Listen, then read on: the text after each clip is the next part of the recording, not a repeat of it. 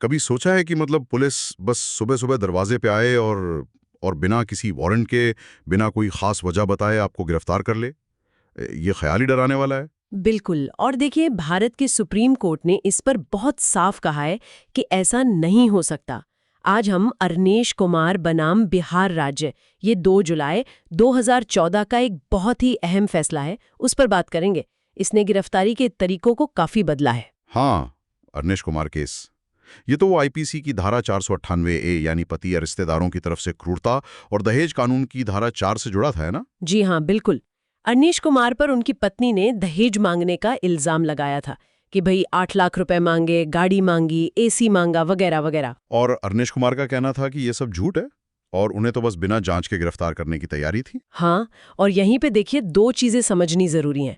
एक है आईपीसी, जो अपराध बताता है, जैसे 498A, और दूसरी है सीआरपीसी, यानी दंड प्रक्रिया संहिता, जो जांच और गिरफ्तारी की प्रक्रिया बताती है। अच्छा। तो ये जो धारा 498A है, ये बनाई तो गई थी महिलाओं को दहेज की क्रूरता से बचाने के लिए, और ये है भी गंभीर धारा।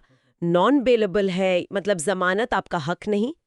कॉग्निजेबल है, यानी पुलिस बिना वारंट गिरफ्तार कर सकती है। और नॉन कंपाउंडेबल भी, मतलब आसानी से समझौता नहीं होता। मतलब काफी शक्तिशाली धारा है ये तो। बहुत। लेकिन इसी शक्ति का कोर्ट ने पाया कि बहुत गलत इस्तेमाल हो रहा था। गलत इस्तेमाल कैसे? कई मामलों में क्या होता था कि बस शिकायत मिली और पुलिस ने पति के पूरे परिवार को, मतलब बूढ़े दादा दादी हैं, बहनें हैं, दूर के रिश्तेदार हैं, सबको बिना किसी शुरुआती जांच के गिरफ्तार कर लिया। अरे, सिर्फ परेशान करने के लिए? हाँ, मकसद अक्सर यही होता था।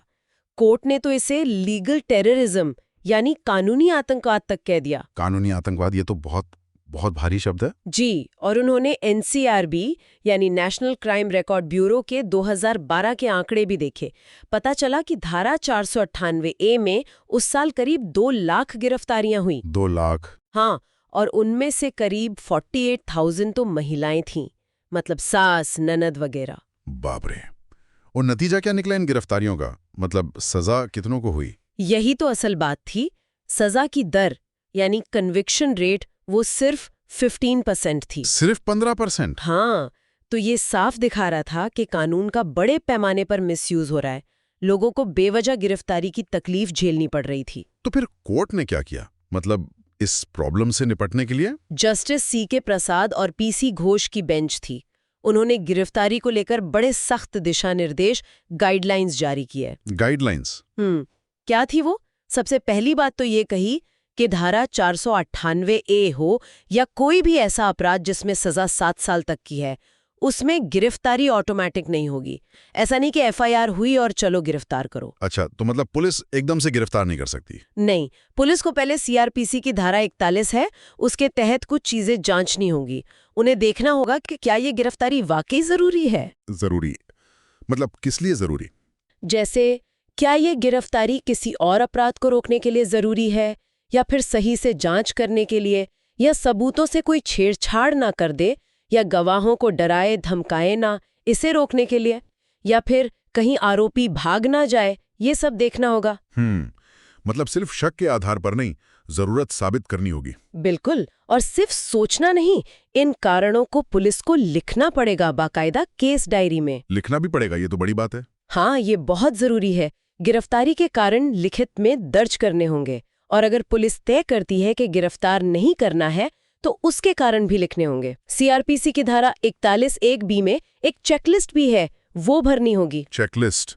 अच्छा। और एक और चीज, आमतौर पर गिरफ्तारी से पहले धारा 41A सीआरपीसी के तहत व्यक्ति को पुलिस के सामने पेश होने का नोटिस देना होगा, सीधे गिरफ्तार करने के बजाय। ओके, तो मतलब पूरी एक प्रक्रिया बना दी कोर्ट ने, लेकिन अगर कोई पुलिस अधिकारी इन नियमों को ना माने तो उस पुलिस अधिकारी पर कोर्ट की अवमानना, मतलब कंटेम्प्ट ऑफ कोर्ट की कार्रवाई हो सकती है, और डिपार्टमेंटल एक्शन भी हो सकता है। और ये सिर्फ पुलिस पर लागू होता है या? नहीं, मजिस्ट्रेट पर भी।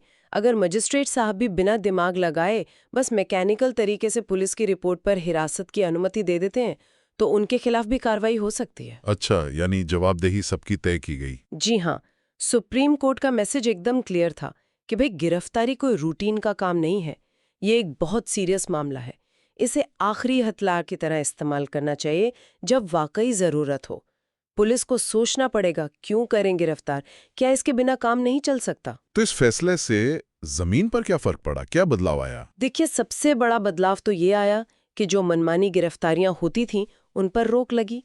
कई बेगुनाह परिवार जो बिना वजह घसीट लिए जाते थे उन्हें राहत मिली और पुलिस की जवाबदेही बढ़ी। हाँ, ये तो है। और वो जो सिद्धांत है, bail is rule, jail is exception, यानी जमानत नियम है, जेल अपवाद, उसको भी इससे बल मिला होगा। बिल्कुल, और ये समझना भी जरूरी है कि कोर्ट ने धारा 498A को कमजोर नहीं किया। उसका जो मकसद था, महिलाओं की सुरक्षा, वो बना रहा। कोर्ट ने बस ये कहा कि इसका दुरुपयोग रोको, सही इस्तेमाल करो। कानून का मकसद प्रोटेक्ट करना है, हरास करना नहीं। सही बात।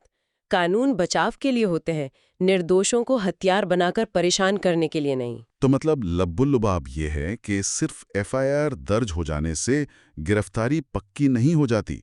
एक पूरी प्रक्रिया है, नियम है, जिनका पालन करना पुलिस के लिए जरूरी है और लोगों के पास भी अधिकार हैं। बिल्कुल। और अंत में एक सवाल शायद सोचने के लिए छोड़ सकते हैं हम, हाँ, बताइए। कि जब कोई कानून एक अच्छे इरादे से बनता है सुरक्षा के लिए, लेकिन समाज में उसका गलत इस्तेमाल होने लगता है, तो क्या उसे रोकने के लिए सिर्फ कोर्ट की गाइडलाइंस काफी होती हैं, या फिर कानून बनाते वक्त ही उसमें ऐसे सेफगार्ड्स, ऐसे संतुलन बनाने की जरूरत है कि उसके दुरुपयोग की गुंजाइश ही कम से कम हो? ये सोचने वाली बात है।